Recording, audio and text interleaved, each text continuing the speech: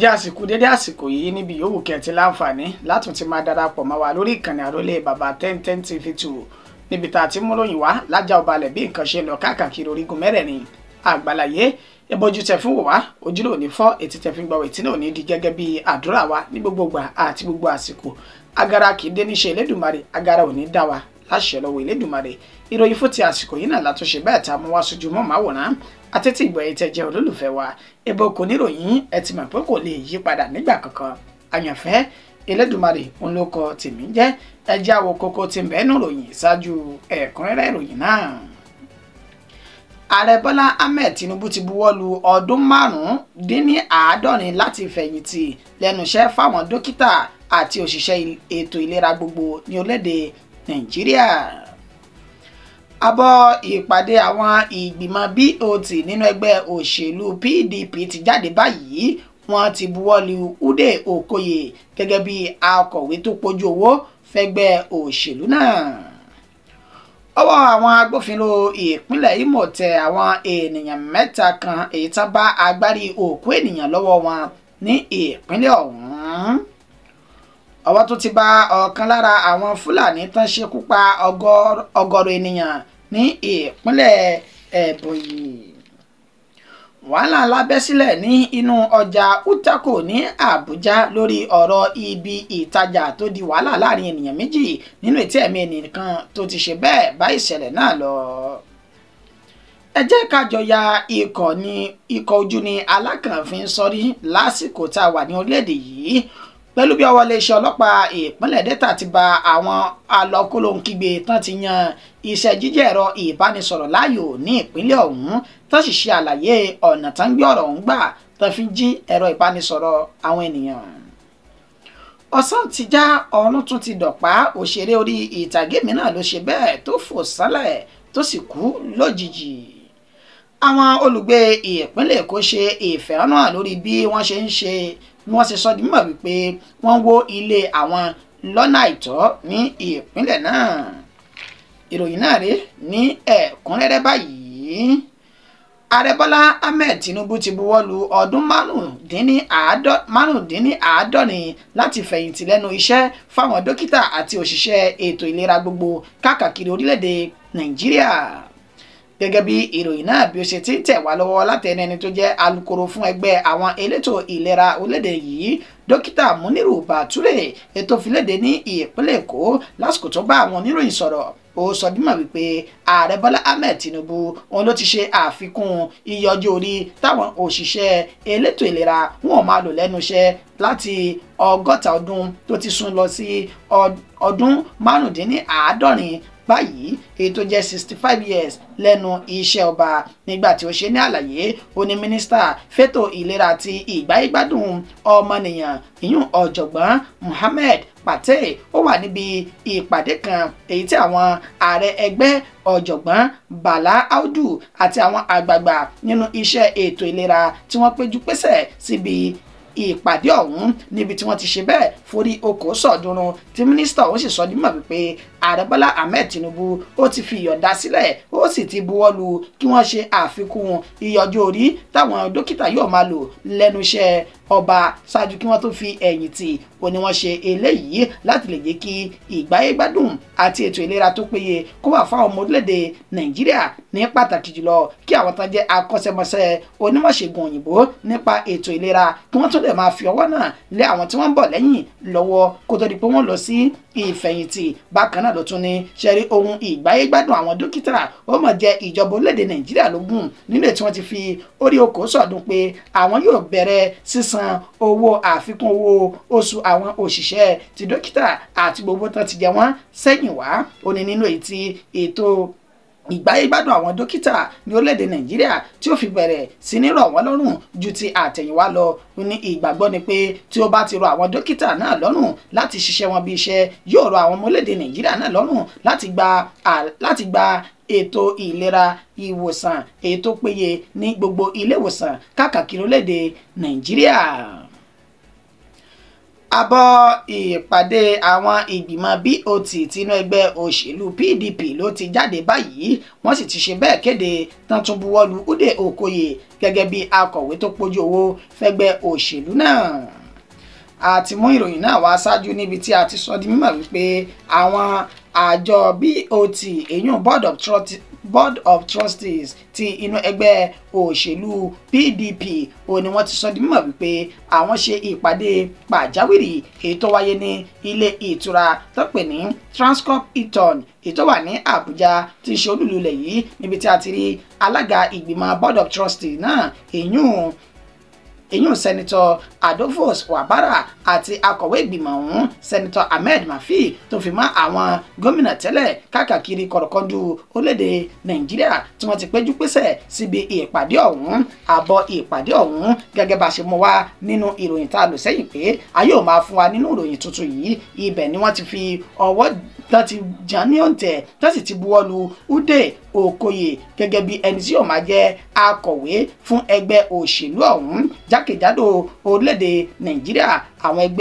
Àwọn ìgbìmọ̀ BOT náà wọ́n wá rọ àwọn National Working Committee wípé kí wọ́n tètè pa kìtìmọ́lẹ̀ láti ṣe ìbúra wọlé fún Sunday Ude Okoye kí ó lè padà sí ọ́fíìsì láti máa ṣiṣẹ́ rẹ̀ nígbà tí Samuel Anyanwu ẹni tí wọ́n jọ ń fi igagbága lórí ipò ọ̀hún tó tún fi àáké kọ́ni wípé òun ò gbà níṣẹ́ àní òun ni òun yóò jẹ ẹni tó jẹ́ akọ̀wé fún ẹgbẹ́ òṣèlú náà jákèjádò orílẹ̀-èdè Nàìjíríà. Àwọn ẹgbẹ́ ọ̀hún náà ṣe ní àlàyé pé kì í ṣe ìfẹ́nú àwọn àbí ti àwọn gómìnà ó ní wọ́n fi yan ẹni tó jẹ́ Ude Okoye yìí gẹ́gẹ́ bí akọ̀wé náà bí kì í ṣe wípé ìlànà òfin tó wá láti ilé ẹjọ́ tí ó ṣe àfihàn àwọn méjèèjì wípé Sunday Ude Okoye ló ṣe bẹ́ẹ̀ tó pójú owó tó sì kájú òṣùwọ̀n ló jẹ́ káwọn ṣe bẹ́ẹ̀ jà ló ń tẹ̀ tán sì buwọ́lù gẹ́gẹ́ bí ẹni tí ó máa jẹ́ akọ̀wé fún ẹgbẹ́ òṣèlú PDP náà. Ọwọ́ àwọn agbófinró ìpínlẹ̀ Imo ti tẹ àwọn ènìyàn mẹ́ta kan tán bá agbárí òkú ènìyàn lọ́wọ́ wọn ní ìpínlẹ̀ ọ̀hún lágbègbè tí wọ́n pè ní Ogi ìjọba ìbílẹ̀ Okigwe ìpínlẹ̀ Imo ó ní ọwọ́ ti bá àwọn ènìyàn mẹ́ta ọ̀tọ̀ọ̀tọ̀ nínú èyí tí alukoro fún iléeṣẹ́ ọlọ́pàá ìpínlẹ̀ Imo Henry Okoye èyí tó ṣe ní àlàyé wípé arákùnrin tá porúkọ rẹ̀ ní Patrick Okoere ẹni ọdún 29 Ifeanyi Chukwunwu Anyemaka ẹni ọdún 28 àti Chukwumeka Onyekachi tó ń jẹ́ ẹni 20 ọdún ó ní wọ́n fi páńpẹ́ òfin mú wọn ní ọjọ́ 3 inú oṣù kejì ní òpópónà Okigwe sí Umaya ní ìpínlẹ̀ Imo ọ̀hún nílò tí wọ́n ti ní wọ́n bá orí ènìyàn tó ti gbẹ ní ọwọ́ wọn àti adìrẹ ìbílẹ̀ tó fi mọ́ aṣọ funfun nígbà tí ọwọ́ tẹ̀ wọ́n ní Patrick ló jẹ́wọ́ wípé ẹ̀gbọ́n òun kan tí orúkọ tiẹ̀ ń jẹ́ Osunta Oko olórùn òun wípé kí òun lọ ṣe bẹ́ẹ̀ gba orí òkú náà wá ní etí odò ní agbègbè tí wọ́n ti sọ dímọ̀ wípé wọ́n ti máa ń jí àwọn ènìyàn gbé ní ìpínlẹ̀ ọ̀hún. Henry Okoye ní àwọn mẹ́tẹ̀ẹ̀ta náà ti wà ní gbàgà àtìmọ́lé báyìí nígbà tí àwọn ń ṣe ìwádìí láti fi páńpẹ́ òfin mú Osunta Oko ẹni tó ní ó rùn ní iṣẹ́ dẹ́tòrútòrú náà tó sì sọ dímọ̀ wípé ìtẹ̀síwájú ìwádìí àwọn yóò so èso rere nígbà tí àwọn yóò fi páńpẹ́ òfin gbé àwọn oníṣẹ́ láabi náà tí wọ́n sì kojú àwọn ènìyàn náà sílé ẹjọ́ láìpẹ́ yìí.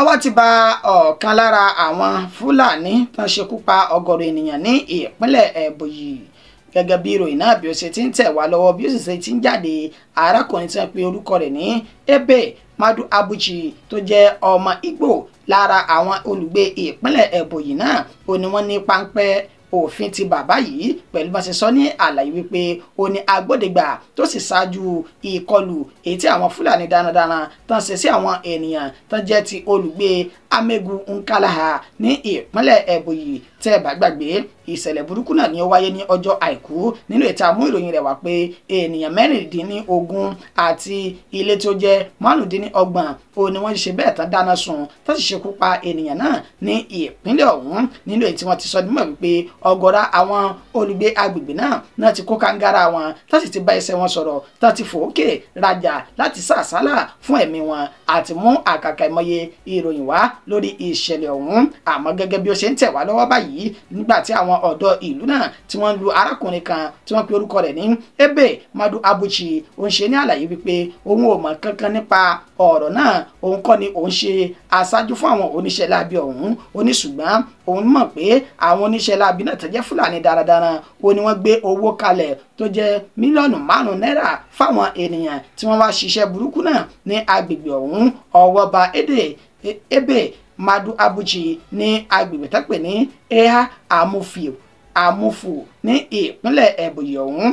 Wọ́n ti fi sí akolo àwọn agbófinró báyìí nígbà tí ẹnìkan tó jẹ́ àgbà abúlé ọ̀hún tó ṣe ní àlàyé fún àwọn oníròyìn pé kò jẹ́wọ́ pọ̀ ń wà lára wọn, ṣùgbọ́n ṣe ní àlàyé pé àwọn ènìyàn tí wọ́n ṣiṣẹ́ ọ̀hún náà gba mílíọ̀nù 10 náírà lọ́wọ́ àwọn Fúlàní darandaran láti ṣe ìkọlù sí àwọn olùgbé agbègbè ọ̀hún, nítorí tí àwọn agbófinró ní yóò máa ràn wọ́n lọ́wọ́ lórí ìwádìí pẹ̀lú bó ṣe ti wà ní gbàgà àtìmọ́lé báyìí. Wàhálà ńlá bẹ́ sílẹ̀ nínú ọjà Utako ní Àbújá lórí ọ̀rọ̀ ibi ìtajà táwọn méjì sì dojú ìjà kọra wọn nígbà tí ẹ̀mí ẹnìkan tó bá ìṣẹ̀lẹ̀ náà tó bá lọ. Nínú ọjà Utako ní olúùlú ilẹ̀ yìí tí ń ṣe Àbújá, ó ní wọ́n ti ṣe bẹ́ẹ̀ ṣekú pa ènìyàn kan tí orúkọ rẹ̀ jẹ́ Ifeanyi. Láàrin òun àti Eze ní ìjà ti bẹ́ sílẹ̀ nípa pé ààyè mi ló ti ń tajà, ààyè rẹ kọ́ ni mo ti ń tajà. Àwọn ọlọ́jà méjèèjì ọ̀hún ó ní wọ́n sọ dímọ̀ wípé wọ́n ń ta aṣọ ní inú ọjà náà, nínú èyí tí wọ́n sì ń jà sí ààyè ìtajà níbi tí wọ́n ní wọ́n ti léwọ́ ẹ̀ṣẹ́ síra wọn. Àfi Galachi oní Ifeanyi ló bá ṣe bẹ́ẹ̀ tó wó lulẹ̀ tó sì ṣubú gbalaja. Wọ́n gbìyànjú láti dóòlà ẹ̀mí rẹ̀ ṣùgbọ́n níṣe ni ẹlẹ́mìí ló ti ṣe bẹ́ẹ̀ tó ti gbà mí lẹ́nu Ifeanyi. Ọ̀rọ̀ di ariwo nínú ọjà náà pẹ̀lú bí àwọn ará ọjà bó ti tètè pé àwọn agbófinró tó wà ní Utako yìí níbi tí wọ́n ti fi páńpẹ́ òfin mú Eze tó sì ti wà ní àtìmọ́lé àwọn méjèèjì báyìí. Ọlọ́pàá kan tó bá àwọn oníròyìn sọ̀rọ̀ lásìkò ọ̀hún ṣùgbọ́n tó ní kán fi orúkọ bò wọ́n láṣìírí látàrí pé kò wà ní ìgbọ́nu láti bá àwọn oníròyìn sọ̀rọ̀. Ó ṣe ní àlàyé pé ọ̀rọ̀ tó ṣẹlẹ̀ ọ̀hún ó ló jẹ́ ti ẹ̀sùn ìpànìyàn nílẹ̀ tí wọ́n sì ti gbé arákùnrin ọ̀hún lọ sí ilé iṣẹ́ ọlọ́pàá tó ń rí sí irú ọ̀rọ̀ bẹ́ẹ̀.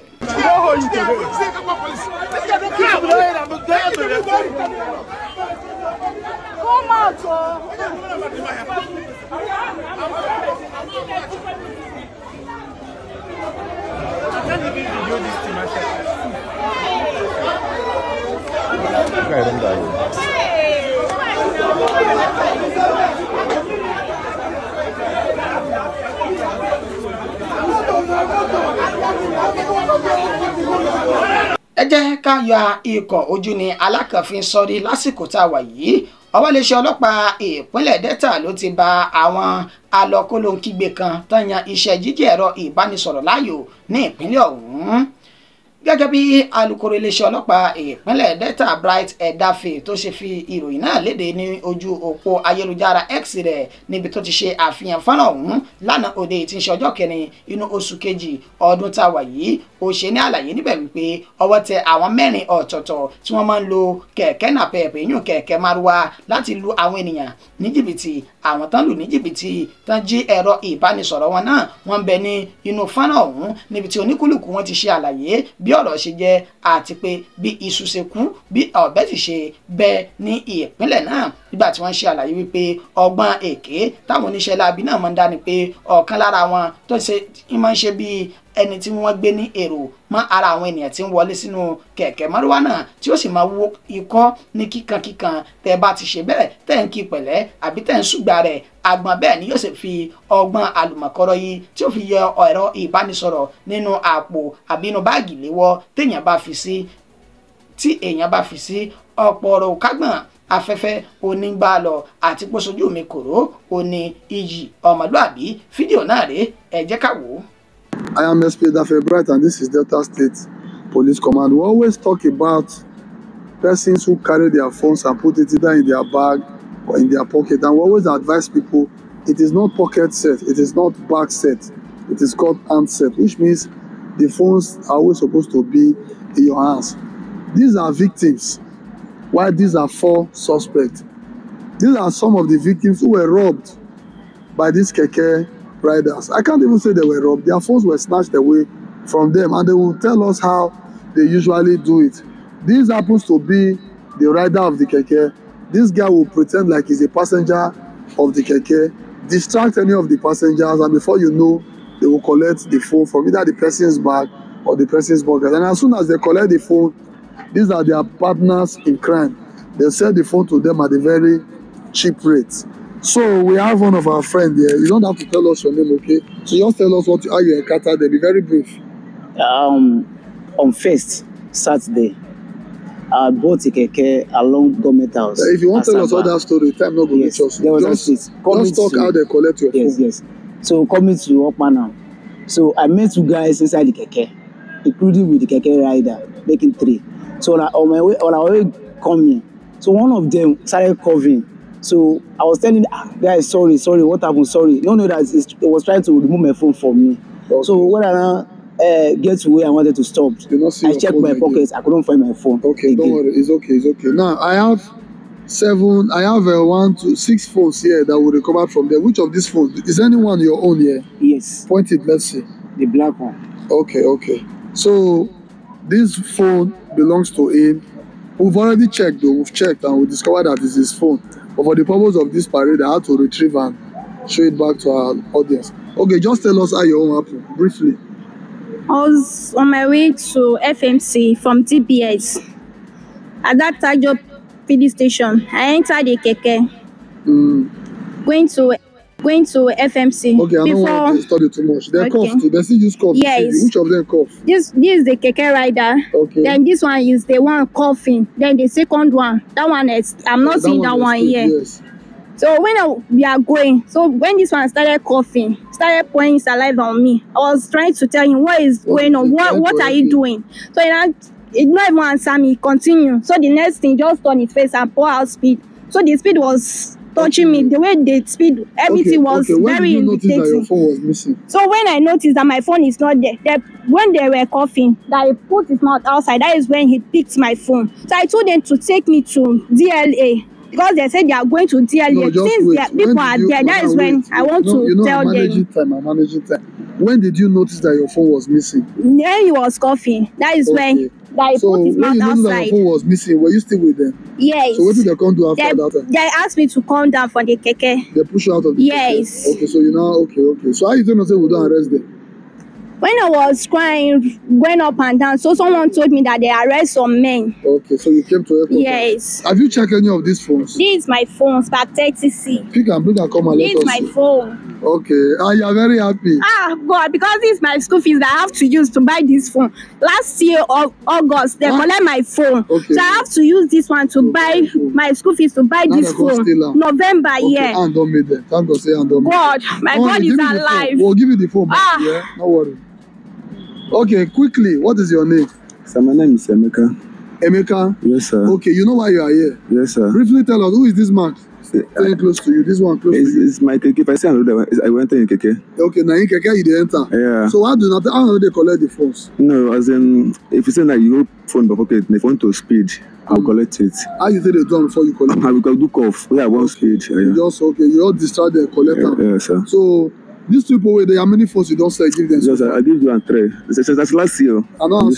This one's 4. 4, this one 3. Yes, sir. Okay, so now we don't meet you, so how do you feel? I feel bad. Okay, potential keke passengers, what would be your advice to them so that they're not going to collect their phone? Maybe they hold their phone for hand. Maybe they hold their phone for hand. Okay, that's the message. He's advising our potential victims, God forbid bad thing, I'm not blaming anybody for victim. So whenever you're in a keke, please hold your phone in your hand. Because maybe he has partners outside, but I know we'll still get there. Every day for the thief, one day for the... Ẹ káàbọ̀ padà, níṣe ni ọ̀sán ti já tí ọ̀run sì ti dọ̀pá báyìí. Òṣèré orí ìtàgé mìíràn ló ṣe bẹ́ẹ̀ tó kú lójijì. Òṣèré orí ìtàgé tí orúkọ rẹ̀ ń jẹ́ Pat Ugwu ẹni ọdún márùnléní ọgbọ̀n olómàṣe bẹ́ẹ̀ fò sánlẹ̀ lójijì tó sì jáde láyé lénìí gẹ́gẹ́ bí àlàyé àti ìkéde etí akẹgbẹ́ rẹ̀ kan Emeka Okoye ètò ṣe lójú òpó ayélujára Instagram rẹ̀ níbi tó ti ṣe ní àlàyé wípé iṣẹ́ níbi tó ti ṣe ní àlàyé pé ìṣẹ̀lẹ̀ burúkú míì òun ló tún ti ṣẹlẹ̀ lágbo àwọn òṣèré báyìí pẹ̀lú bí òṣèrébìnrin Pat Ogu bó ṣe bẹ́ẹ̀ dágbére fáyé lójijì. Ó ṣe ní àdúrà wípé iwájú tó kọjú sí k'Elédùmarè kó jẹ́ ó dára, ní pàtàkì jùlọ àwọn táwọn kù láyé, pàápàá jùlọ àwọn tán jẹ́ alásùnmọ́ òun, pẹ̀lú bí ó ṣe ń bẹ̀rù wípé ikú tó ń pa àwọn ó ti ń yáwọ́ jù lẹ́nujọ́ mẹ́ta yìí, tó sì ṣe ní àdúrà pé kọjọ́ sí bẹ́ẹ̀ kó jìnà síra. Ó ti kéde ètò ìsìnkú arábìnrin ọ̀hún tó sọ dímọ̀ pé tó bá di ọjọ́ keje inú oṣù kejì ọdún tá a wà yìí ó ní wọ́n ṣe bẹ́ẹ̀ sin òkú arábìnrin ọ̀hún. Àwọn olùgbé ìpínlẹ̀ Èkó náà ṣe ìfẹ̀hónúhàn lórí bí wọ́n ṣe ní wọ́n wó ilé àwọn lọ́nà àìtọ́. Àwọn olùgbé agbègbè tó pè ní Bello, Kusumi Lane àti Ọ̀nàkọ̀yà ní Kétu tí ń ṣe ìpínlẹ̀ Èkó òun ni wọ́n bá ti fi gbé ta báyìí tó sì ṣe ìfẹ̀hónúhàn pẹ̀lú bá ṣe sọ di mọ̀ wípé orí adé ní ilẹ̀ náà ó ń ṣe bẹ́ẹ̀ tó ń wó ilé àwọn lọ́nà àìtọ́, èyí tí wọ́n ní àṣẹ tí orí adé ọ̀hún tó ń tẹ̀lé onílẹ̀ tó gbà láti ilé ẹjọ́ tó ti buwọ́lù wípé kó máa wá àwọn ilé kọ̀ọ̀kan èyí tí wọn kò bá òfin mu nínú èyí tí àwọn olùgbé ilé ọ̀hún tó ti ń banújẹ́ tó sì ń ṣe ìfẹ̀hónúhàn pé kò fún àwọn lára kó tó ṣe iṣẹ́ tó ń ṣe yìí. Bákan náà kò sí ọ̀nà àbáyọ míì fún àwọn ju ilé tí ó ń wò yìí lọ. Ọ̀gọ̀rọ̀ àwọn ènìyàn náà tún jáde tán ṣe ìwọ́de ní ìpínlẹ̀ Èkó lẹ́ni. Fídíò náà rèé, ẹ já wò ká máa fi ṣe ìdágbére fún ìròyìn àsìkò yìí.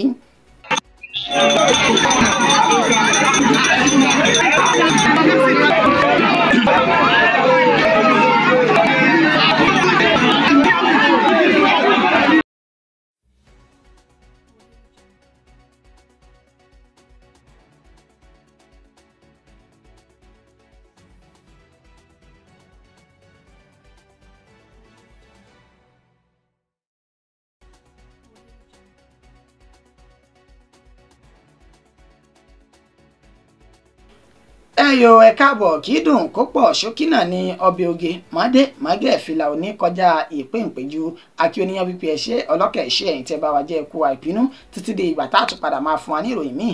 Orúkọ mi kò ní yí padà, àyànfẹ́ Elédùmarè ni. Orun ayọ̀ ọ̀nlásùn àní tójú oorun dójúkú àsì ní tipò àlá délé ìwòsàn láṣẹ lọ́wọ́ Elédùmarè.